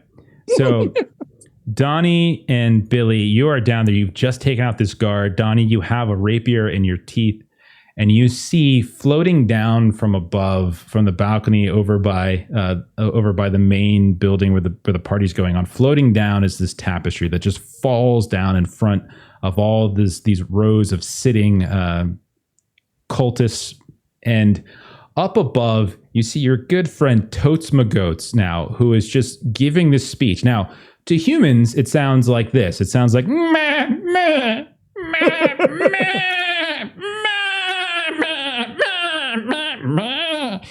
But then to you all, it sounds exactly like Jeremy just said. And not only that, you watch as all of these other goats that have not yet been auctioned off begin to sort of rage around in their cages. They're hopping back and forth. You see them pushing at the side. Some of them are breaking free from the gates. Some of them are still stuck inside. The auctioneer's like, hey, what's going on, the guy? Why are you doing that? Calm down. What's wrong with you? What's wrong with you? And a few of them, like you can see some of the other servants are coming over. They got these clubs in their hands or they're getting ready to beat them and stuff. If anybody prefers a dead goat, we can make that happen. And then you just see this guy comes up and starts kind of hitting the sides of the cages. And so the caged goats, some of them are breaking free, but they're all are now responding to this crazy speech. You can see their eyes light up with fury. Donnie and Billy, you are at ground level for this. What the hell do you guys want to do? Like, whatever order. Someone just shout out. I would say at this point the jig is up, so Billy is tempted Dual to attack. jump off of Donnie at this point. Donnie runs forward and impales the auctioneer. Fantastic. So Donnie starts running forward. He's got the rapier in his teeth. What is Billy doing? So Billy is going to kind of go over to the cages and try to like headbutt them open. Okay. I think these are both great. We'll say we'll make this like the task of like freeing the goats. We'll already say that a lot of it's been done, because like the riot's already they're already ready to riot and rage. They just need to be broken free now. So you're just trying to free them, and both of you are kind of contributing to it. So both of you roll a pool for us. So for Billy, yours is pretty easy. You got fighting, you got headbutting. So take 66. For Donnie, you are not fainting. You're not really eating stuff or tasting stuff. But I'll tell you what, because but I am going to party hard. Okay, fantastic. Add 4d6s to your roll then. So 66. Yeah, so 2 plus 4. So 66 for both of you. And let me know how you do. Billy should have partied hard. I got 1 success out of those 6 dice. Okay. No, right now the chaos pool's at 0 because Bert just took them. So yep, so I you only still got got 1 success. 1 5 and a bunch of 3s. Okay, so you managed to stab the auctioneer, but it's like in the leg. It's not like a death blow or anything like that. And he's like, why is that? Oh, it's a goat. Give me the club. Bam, bam, bam, bam. And he's trying to like hit you over the top of the head. Meanwhile, you watch as Billy, you make a run for the cages. You start bashing into them, and you're able to open a few of them. And some of the other goats come pouring out, and you're like, "Thanks, friend!" As they pop out, and they're getting ready, and they're charging in. There's goat carcasses on the ground. You notice that people have been like essentially cutting the throats of these goats and pouring the blood into these goblets, and that's what they're drinking. It's not actually wine. Meanwhile, up on the balcony, we still have Totes McCoach giving his speech, and everyone's kind of looking up like, Meanwhile, Fernando is like, hey, you goat, why are you so serious? Calm down. Come on, it's a party. Why are you getting so angry? Come sit down. Have a canapé. What's wrong with you? And then we turn over and we'll look at Baby B. What is Baby B doing in all of this? I've got my snacks. I see the chaos unfolding, and I know now that it is time for me to help. I've got this tablecloth on the ground. Do I see a source of fire, like candles, lanterns? Absolutely. There's candles everywhere. Absolutely. There are candles and they're everywhere. They're very easy access. Fire is not an issue. Then my overall goal is to catch this one tablecloth I have on fire and then dart around underneath all of the other tables, hopefully lighting their tablecloths on fire as well. Okay, I'm going to go and just add this to the free and basically rebel against the humans kind of feat that everyone's trying to contribute to right now. With the last chaos pool having been taken, the chaos is down. This is still fairly dangerous as you're messing around with fire. So let's... I'm going to say let's increase the chaos pool by, let's do 2. This sounds pretty dangerous. So I'm going to put 2 dice in the chaos pool. Go ahead and roll yours. I think small would probably apply here because you are darting underneath tables and things. So I think that still would apply. Okay. And give it a go. Oh my God. 2 and a 3. So you're good with whatever you get. I got a 1 success. Okay, so that's 1 more success. Some of these tables now start catching fire, and people are looking around like, oh, Fernando, fire! There's fire! Why are you setting the tablecloths on fire? And people are freaking out here and there. The woman you hear behind you is like, hey, cockroach boy, that's my bag. And she comes chasing after you. She's got the wand. She wants to hit you with it. And inside, just like outside, there's now chaos. Inside, it's basically people milling about, freaking out because now a variety of these tables are catching on fire. Outside, the goats are starting to get set free. One of the auctioneers is being attacked by a goat with a rapier. And then we look up top to the one who just kind of initiated it all, this psychopathic, demonic, satanic goat. And Fernando is just like, hey, guy, what's wrong with you? Calm down. Why you ruined my party? What's wrong with you? What would you like to do there, Totes McGoats? Let's see. So he's up on a balcony. Is there like a stairway next to him? Yeah, you can kind of, you're up on the second floor too. You can get to him relatively easy. He knows you're a goat. Everyone kind of knows you're a goat at this point. He's like, hey, goat, calm down. What's wrong with you? Calm down. Come on. Don't tell me how to feel. And I'll just jump off straight into his face and try and make him fall backwards down the stairs. Just a goat drop kick. Okay. All right, go ahead. Roll 2d6. And let's see. I don't think anything really adds to this, do they? So yeah, just roll No, your 2d6. I was someplace up high, but I jumped down. You could take it. Why not? Go ahead and take it. You Okay. can take 2d6. Yeah. Increase the difficulty here. Oh my god, 221. I'm rolling terrible two. tonight. All right, so you jump up, and he's like, "Goat, why are you getting so upset? What's wrong with you? Why are you braying so much? I'm trying to have a party here." And then, oh god, don't get away! Ah! As this suddenly you come chasing after him, like this hideous-looking face. You jump up, but you kind of contort yourself so that you kick him with your back legs, almost like it's a martial arts film. And he's like, "Oh!" You see him slow motion fall backwards into the railing of the balcony, which gives out, of course, and he goes falling down, whoa, smashing onto the buffet table below, which is partially caught on fire at this point, and lands with a giant thud. Outside, we've got Donnie. He's rapier deep into a guy's thigh. And we've got Billy, who has started trying to smash open some of these cages. How do you two want to continue to contribute to the chaos that this has become? I would say Billy's work isn't done until all of the goats are out of the cages. Sounds good. So you keep wanting to just headbutt. You can roll another headbutt check. And then what is Donnie doing? Like you stab the guy in the leg, and he's trying to hit you with a club, but he's like, every time he bends over, like the rapier kind of like, ow, stop stabbing me. I leave the rapier in his thigh, and I go for a taste of the groinal area. Okay, you bite him in the nibs. Okay, yeah, go ahead and give us another one. This is tasting stuff though, so 4 dice. Okay. So it's definitely 4 dice. It's definitely 4 dice. Go ahead and take it. Has anyone not partied hard yet? Everyone's partied hard Billy at this has point? not. Billy, No, Billy, you're the Billy only hasn't. one. Okay, only one left. Man, a 3, I got a 2, and a single 1. 4. Okay, so he's like, thank you. Oh, why you do that? Why? And he's like screaming out in pain. His face goes just bright red and almost purple, and he starts to fall back at this point.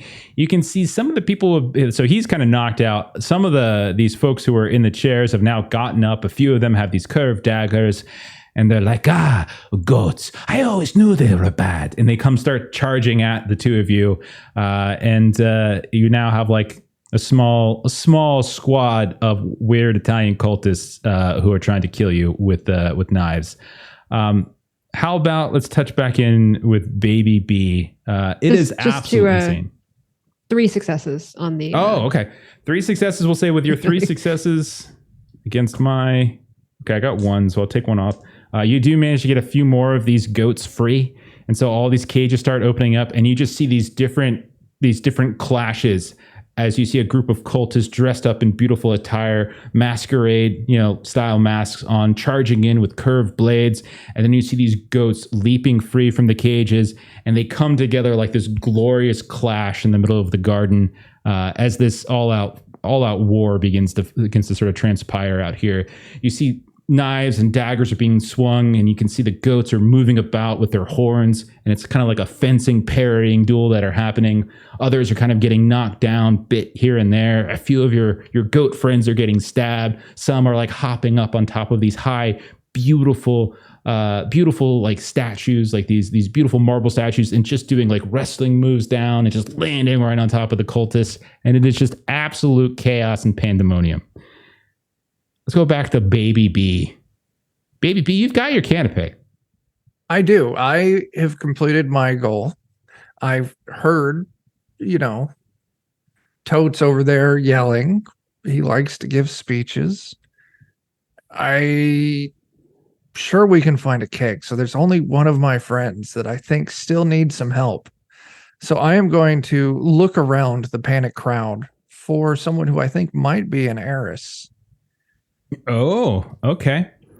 Yeah. You see running down the stairs in the direction of where big old Fernando just fell, and he's like, oh, you see a young, beautiful thing, 18, 19 years old, 20 years old, maybe, slender and beautiful, like, oh, papa, as she's running down the stairs. and like, oh, what has happened to you, Papa? Oh no, oh, and she's like kind of gets down and kneels down next to him. It's like, it's going to be okay. It's fine. And she's just continuing to kind of stroke his hair, kind of peel it back. And so you see closest thing right there. Okay. Yeah, so she's going down the stairs, which means I'm going to have to hardcore parkour, like up, down, and around the stairs, flying through the air, so I can deliver a flying headbutt, like right to the back of her head. Okay. That way, once things have settled down, we'll know where she's at. We can get the band playing again. Okay. And Billy can have her dance. Okay, go ahead. God, what is this? I'll give you physical barriers as you're kind of parkouring. Yeah. So take 4d6s. Yeah. The danger is really starting to mount at this point, guys. We're up to 6 in the danger pool. So Billy, keep that in mind at some point, as there is literally a war that has transpired on the grounds of this villa between goats and people. How'd you do there? 1 success. Okay, I did cancel that out, unfortunately. As you leap up, you parkour off, and at the last second, she looks up. Oh, no, you don't! You cockroach thing! And she grabs you and just sort of throws you across the roof, and you go sliding across the floor. And she turns around and looks at you, and she starts doing like the Neo kind of Matrix thing, where she just starts moving her hands around. You hurt my papa. Now I shall hurt you. And she brings her fists back, and she goes charging after you, getting ready to sort of do all sorts of wonderful martial arts goodness. Goats, you can see this from above. What are you doing? Well, I see where Baby B, Double B is going. I don't want to interfere with that. I need Billy to have her chance to dance with a young lady. So instead, what I'm going to do, I'm going to run along the balcony and the edges, up high where I can be seen easily by all these nefarious cultists. I'm going to teach them a lesson, keep myself visible, just out of reach as they chase me along the upper edges, and they can see me in the moonlight. But what they don't know is I'm leading them towards the king in yellow and the servant with the gun. And just as I reach them, I will call out ancient and eldritch words no man was meant to speak, but I am no man. And I will issue this command for them to fire upon the cultists.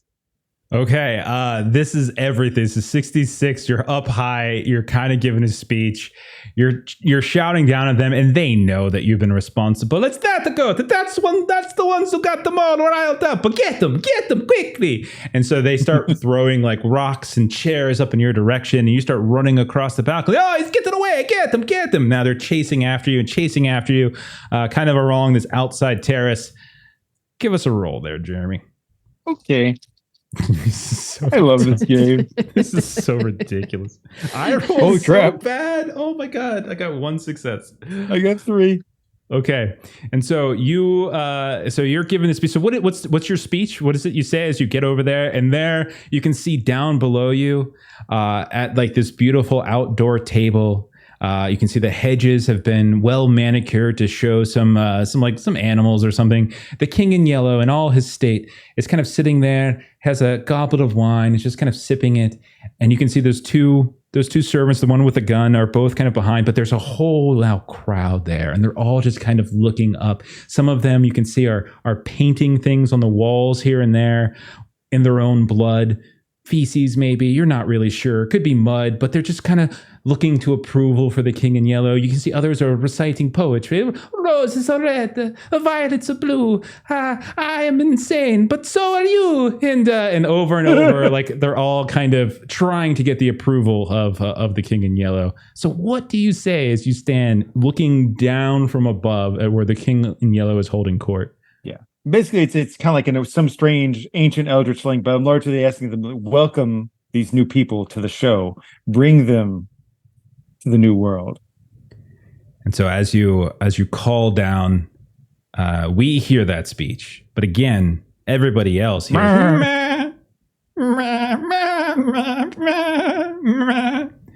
And the other cultists are looking up at you, and they kind of get distracted by what's on the ground. The king and yellow, they look up and they're, what is this? What is this? So I confused. No, don't listen to him. Don't listen to him. You beautiful regal man, as they speak out to the king. Don't listen. What it says is wrong. And then that's when you see the king stand up, reach up, grab the mask, and starts to pull it off. Oh no. And what you see behind it is the face of a goat. And you see these big, beautiful, swirling yellow eyes were all infinity. And you just hear coming out from the voice of the king in yellow, "Meh, meh, meh." And they all, those that were chasing you, they begin to swirl and swarm and just collapse to the ground. Back in the garden. Yes.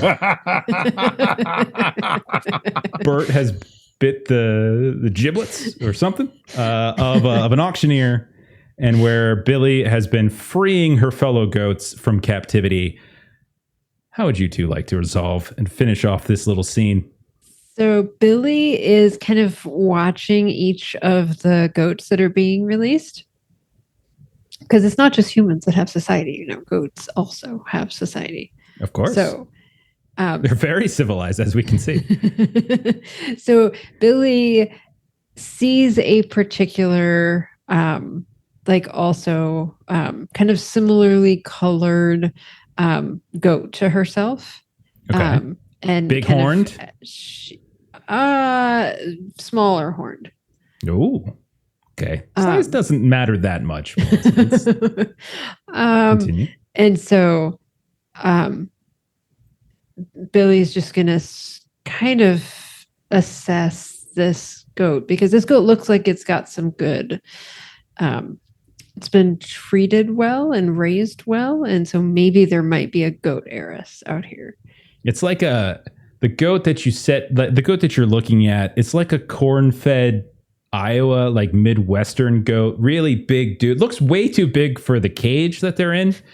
Much bigger than all the other goats too, but the horns aren't that big, so they're not that intimidating. And then you kind of lock eyes for a moment, and the goat's like, "Well, hey, how you doing? What's going on? Hey, can you let me out here?" Oh, yes. Right away.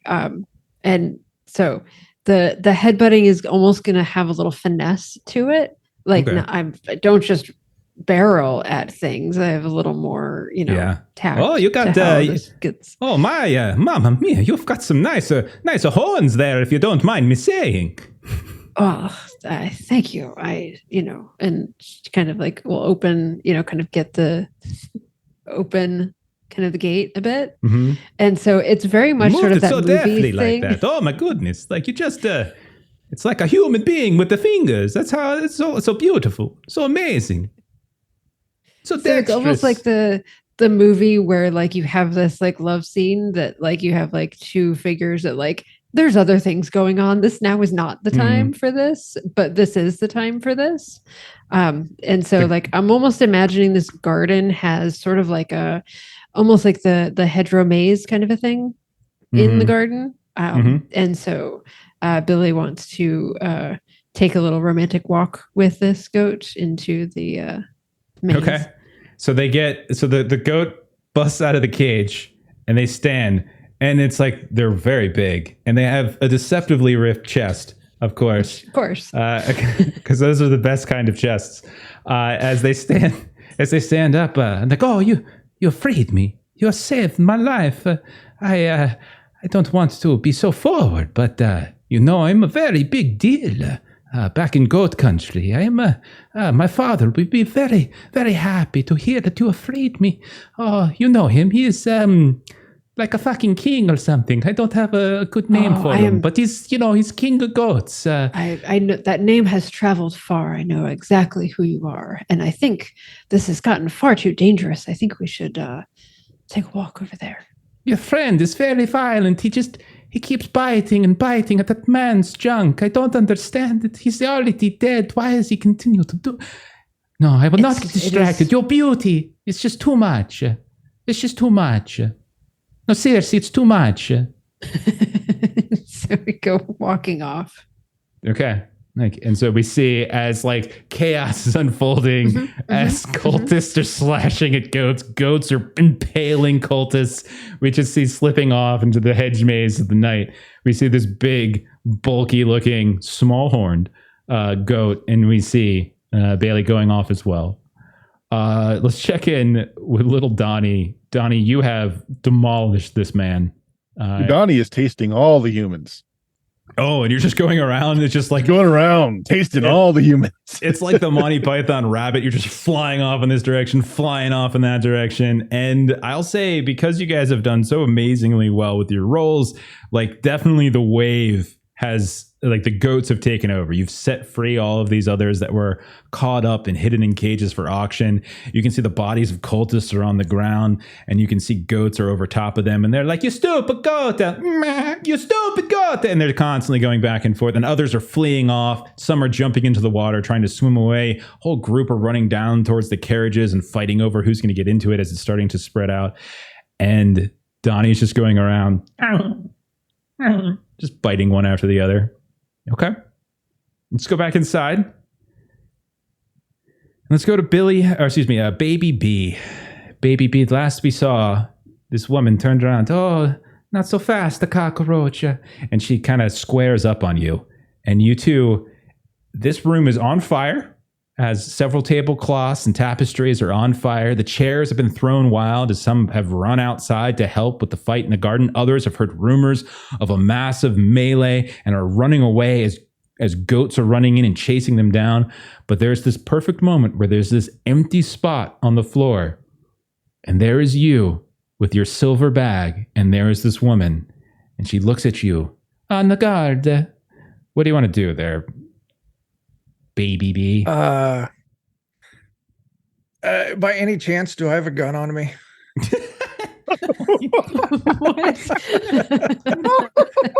Gonna Indiana Jones it. No, I run away. Like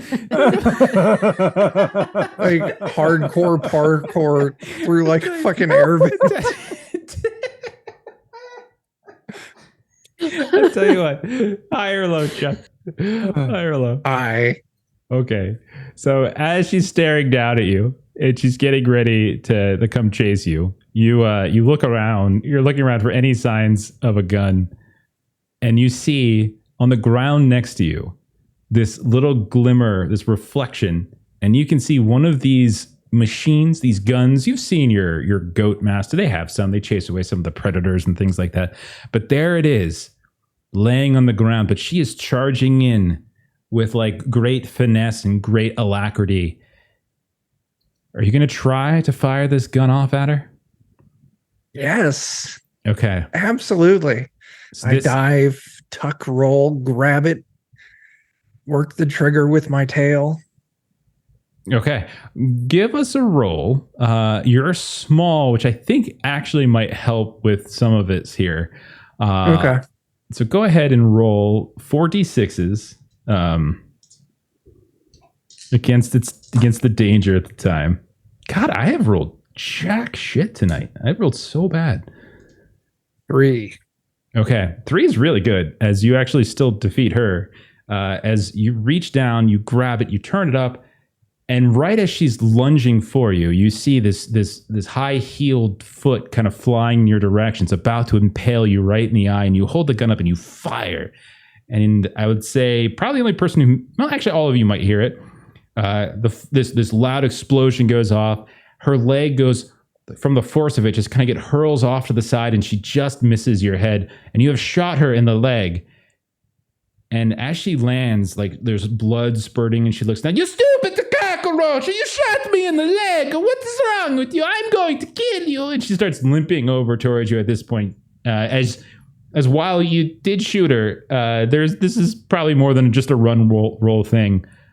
I will say, Totes my goats, you're high enough that you can actually hear and see down into this room, and you can see that little Baby B is fighting with this woman.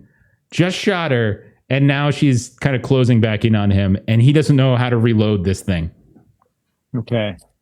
Man, would they have gargoyles or anything like that in this I'm gonna look for something decorative. There's totally up above. gargoyles. Absolutely. There's all these statues and things that are flanking the terrace for sure. I'm just gonna like lean into it from up above because I just want this massive stone thing to come falling from above and try and smack her. You're high up, so take your 2 for that. Take your 2d6s, so 46s, we'll say. Okay. 2. God dang, I cannot roll for shit. I got 1 success, so take it down. So as you're sitting there, baby bee, on the ground, she's coming at you. You're fumbling around with this gun, trying to figure out a way to fire it again. She reaches back. She's got what looks like, her hands in a fist, but you can see that extending out from it is this curved blade that all these crazy cultists have had, and she's about to just stab it down. When all of a sudden, you look above and behind her head, there's something moving, and you see there is Toadsma Goats as he just nudges this statue off the second level that comes falling down like, I'm going to kill you, cockroacha. Ah! And then it lands right on top of her, and you see her head just kind of splatter against the floor. Now you get those treats to your mama. You got it. Run off. And so let's, at this point, resetting. The place is on fire. There are dead humans and some goats all over the place. Humans are fleeing, swimming away in the water. Humans are fleeing, trying to get into the carriages. Humans are just running away. Goats, led by Donnie, are just biting and putting humans out of their misery. We don't see Billy. Last we saw, she was having a little saunter off into the maze. You had a moment, Totes, with the King in Yellow, apparently, and then baby B, you got your canapé for your mom, and you helped kill a woman. So yeah, I would like you all, no roles necessary here, just narrate to me how this resolves at the party. What do you do? What's the last thing that you all do? How does this all end? Give me the epilogue of this moment.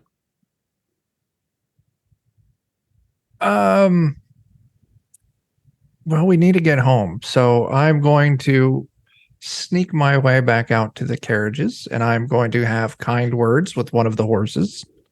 Okay. And ask if they would kindly give us a ride home so I can take these snacks back to my, poor old mother. So you stand before one of these horses. Out in front of the carriage, the horse is kind of looking out at you. It's like, you want a ride? Is that what you're saying? Yes, sir. Please. Do you got any extra of the canapé? I will look in my bag, and I will gladly share a few. You give me that canapé. I'll take you. I'll give you a ride home. Yeah, no problem. My friends can ride along too, right? Oh, of course they can. The more the merrier. The more the merrier. Not too many. It's kind of late at night, and I've been working all day. There's 4 of us. Maybe 4 5. of you? Are they all your size? No, I'm the small one. I'll give you 2 canapes. Oh, okay. Well, this is the energy. I need the calories, you see, to expend the energy that's coming. Okay. Get your friends. I'll take you home. Okay. Yeah. And so then we cut to the rest of you. What are the rest of you doing? How are you resolving your time at this party? After eating all the cake, I will go and faint on the back of this horse. There was like, no, don't get up on my back. Billy B, why is it climbing up on my back? My baby B. Oh, he's sleeping now. I think he's in a food coma. Oh no. Oh, can you put him inside the carriage? Does he know what the carriage is? Okay. Well, I guess he could stay there. He's kind of he's not so bad. Okay. Yeah. And so now we've got baby B, who's like up in the driver's seat. We've got Donnie, who is filled with cake and partially bitten off giblets of various people. And he is having like a Thanksgiving kind of food coma on top of the back of this Italian horse. I'm sorry. It was right there. On the back of this Italian stallion. It was right there. Oh, it was right Italian there. stallion, good yeah. save. So then, Billy or Totes, how does it end for you? So you see kind of locked horn in horn. You see Billy and whoever this Steve Arino. My name's Steve Arino, Prince Oh. Steve Arino. Oh, should have asked your name before. Oh, what's wrong with my name? It's my family name. My papa was named Steve Arino, and his papa after that, and so on and so forth. And when we get a little Steve Arino of ourselves, I'm going to name him Steve Arino. And he's going to be a prince of goats. Oh, okay. So I need to go get something. You wait right here for me, and I'll be right back. Of course. I wait here for you. I can't wait to introduce you to the family. They're going to love you. Oh, they're so happy. They thought I was never going to get married, but here I am. I never thought I'd find a goat wife. Wonderful. And Billy's sort of backing away. And she goes kind of trotting off. And it's like, oh, Baby B, found us a ride home? I did. Where's Totes? We should go. Yeah, I don't know where Totes is. Okay, well, when Totes gets here, we should go right away. Totes, what are you doing? We can't forget our host, Maria. I go and I get little Maria and I tug at her little sleeve. Maria, you forgot about the dog, didn't you? But that's okay. I have some friends for you to meet. I'm going to drag her over to where the king in yellow is. Okay. And while she's distracted, I'm going to take the quicksilver out of her pocket. Got a dog to take care of. And I'll go back to the carriage. And she's just looking up ahead. I'm so afraid. Oh, help me. Everybody's peeing and biting everybody. My, you have such pretty You didn't eyes. keep your deal, Maria.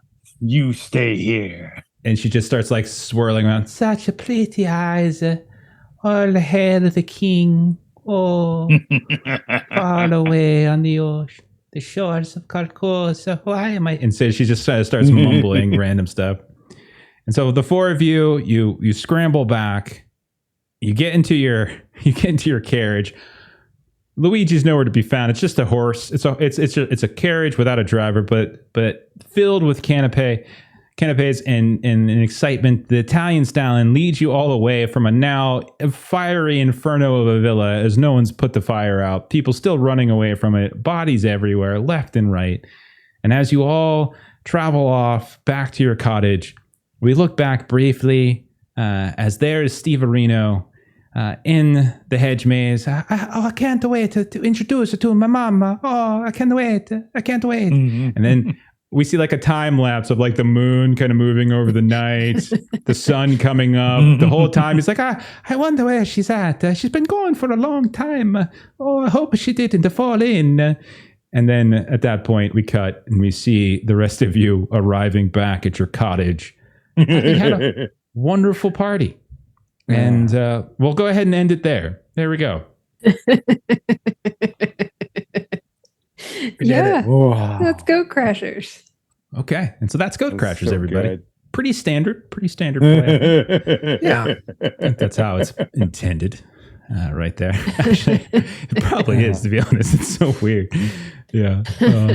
But that's Goat Crashers. You guys picked Renaissance. Like, all I've got is a bad Italian accent. That's all I got. That's my The Renaissance voting was knowledge. it was like if it had gone like 30 seconds longer, it might have been a Jane Austen ball. Dude, if it was Jane like Austen, neck and you neck. know me, this would have been pretty perfect. Like we'll be talking about hands the whole night and long glances at one another from across the room. So much yearning. Yeah, of course. But all right, that was Goat Crashers. That's a Rowan, Rook, and a Decard one pager. If you want to go over there, it's like $4 something like that. Super cheap. But it's literally rules are on one page. Super easy to play. Pretty fun. And there's a lot of little like random tables and stuff. And I didn't do any prep. I rolled everything or took it from you all. So as you can see, with that very professional display, anybody can go ahead and just run this game without any prep whatsoever. It's super easy. All right. Why don't we go ahead and do some closing plugs and we'll get on out of here. So Jeremy, you got a Patreon to tell us about. So, well, tell us about it. Yeah, and reach on Patreon. You've got maps, tokens, other fun stuff. Check it out. Sorry, there's a long pause there. I mistyped it. So there you go. The links are in the chat, and they're also going to be showing up in the show notes. Assuming I put this on YouTube, I'm going to put this on YouTube. I got the other one. I'm going to put Witch is Dead up tomorrow, and I still got the Hot Dog Princess one that Steve did. I got to drop off at some point. I keep forgetting to do that. Bert, where can we find you, and what are you doing at Steam Steal and Murder? Hey, twitch.tv/Steam Steal or Murder. This Tuesday, tomorrow, we're doing Werewolf the Apocalypse, the first kicking off a new campaign. Friday, we've got some classic basic expert Dungeons and Dragons. Saturday should be official Goodman Games channel with some weird frontiers starting off a new story arc. Well, not starting off. We had to start last time. So second in the new story arc, but the final story arc. And this Sunday, won't be streamed, but maybe some more play testing of a new game. Very cool. What version of Werewolf you playing? 20th anniversary, not the new. Okay. Yeah, I think I might run the new one at some point here in the next couple of months. I might give that a run. I've been kind of peeking at it here and there. I'm old. We fear new. Let's see. Next up, Chuck, tell us about DOK.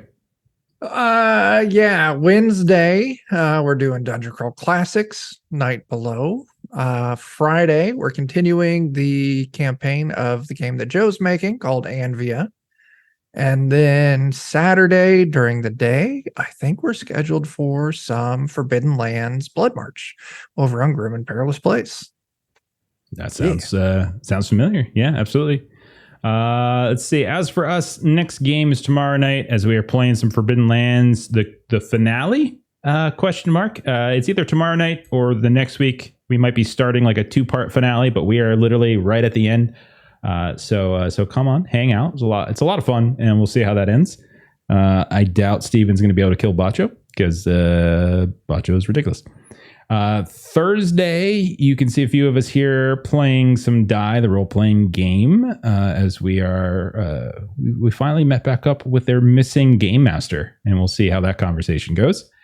Friday, we've got more Delta Green, as we have started up a new scenario in New York. We've got our agents and our team put together, and we'll see how that investigation transpires. Saturday, we've got One Ring, as per usual.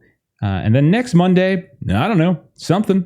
We've got some new games coming down the pike. I'm ready to say what they are. We're going to be playing eventually sometime in September. We're going to start up a Monster of the Week campaign. And we're also, on the other Monday, we're going to be doing a kind of an indie space game by the name of Fragged Empire. So we're going to alternate between those for a little bit. But I'm not yet ready to actually start those campaigns. We'll probably do that latter half of September. So a couple weeks from now. But until then, we're just going to do some random one-shots and have some fun. Thank you to everyone who hung out. Thanks to all of you for playing this nonsense. We really do appreciate it. It's a weird game. A lot of fun, though. It's fun. But other than that, we'll see y'all later. Thanks for hanging out. Go ahead and follow the raid. I'm going to throw us up towards ttrpg Academy, and we'll catch y'all all later. Bye.